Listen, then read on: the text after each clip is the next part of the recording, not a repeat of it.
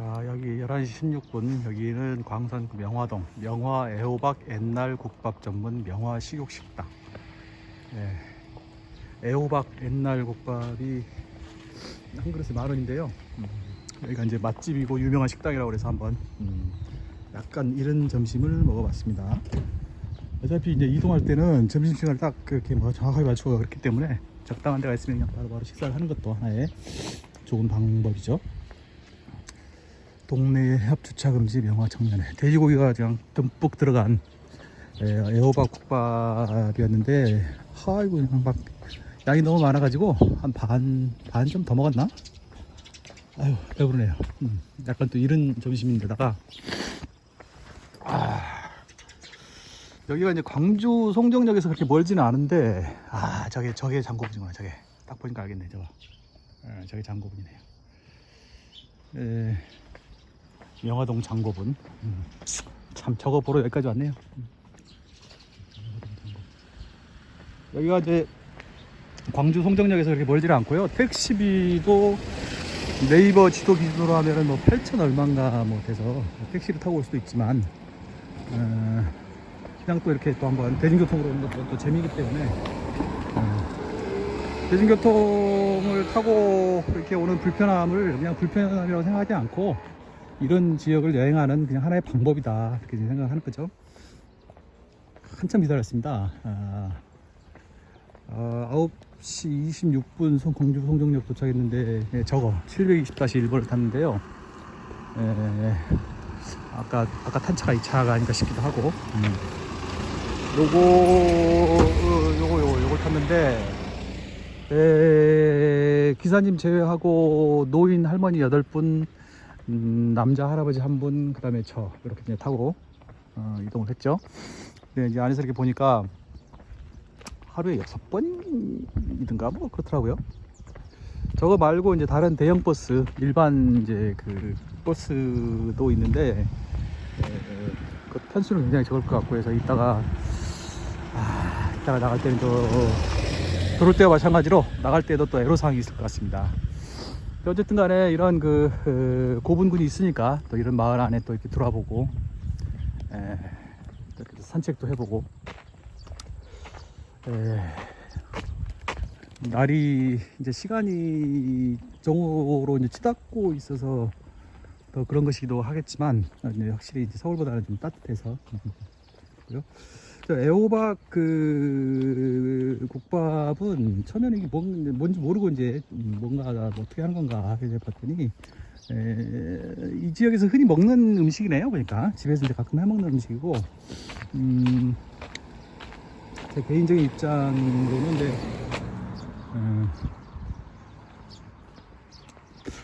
저희 어머니가 해주신 것이 더 맛있다.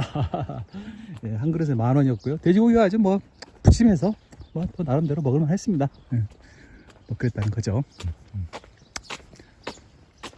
아이고, 자, 이 장고분이 아니었으면 여기 뭐 올 일도 없는 그런 곳인데, 어차피 저쪽으로 가야 되는데 이 길인가 저길인가 모르겠다. 이쪽 가보죠 뭐. 어차피 뭐 장고분 가는 길 더 가야 되나?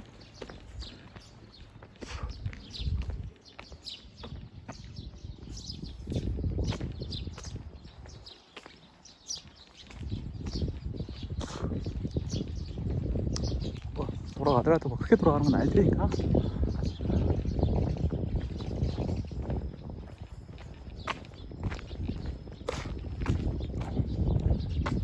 집 잘 지었네.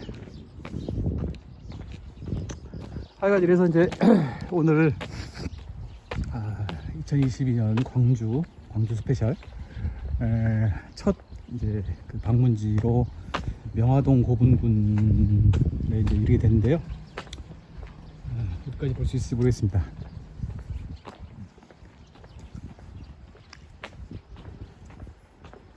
약간 건방진 얘기가 되겠습니다만,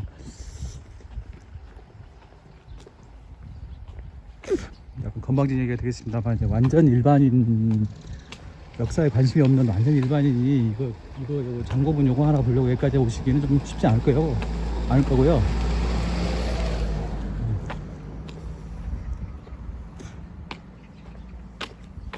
나름대로 이제 관심이 좀 있는 편이라서 오늘 장고분 2개를 좀 둘러보려고 하는데요. 뭐 복원된 장고분이고 그냥 장고분 하나 달라 있을 겁니다. 뭐 파고 들어갈 수도 없는 거고, 그래서 아마 보는 것도 간단하고 뭐 그냥 어떻게 보면 좀 싱거울 수도 있고 한데, 그 모르고 가는 게 아니고요. 다 그럴 줄 알고 가는 겁니다. 여기가 이제 그 마한 지역인데 외계 장고분이라는 것이 특징인데요.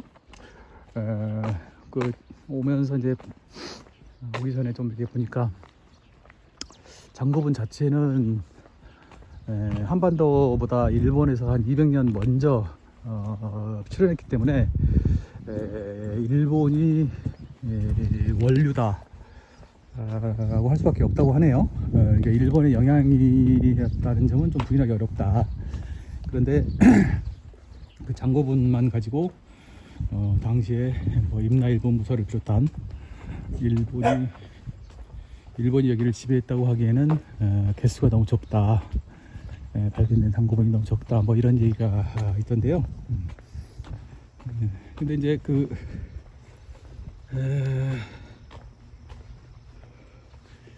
백제계하고 다른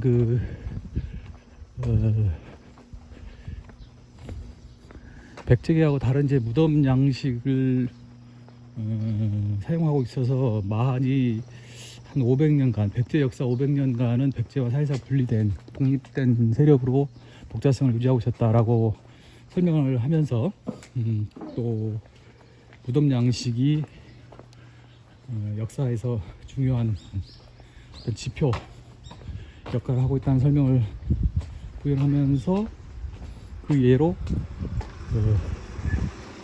기독교 문화가 우리나라에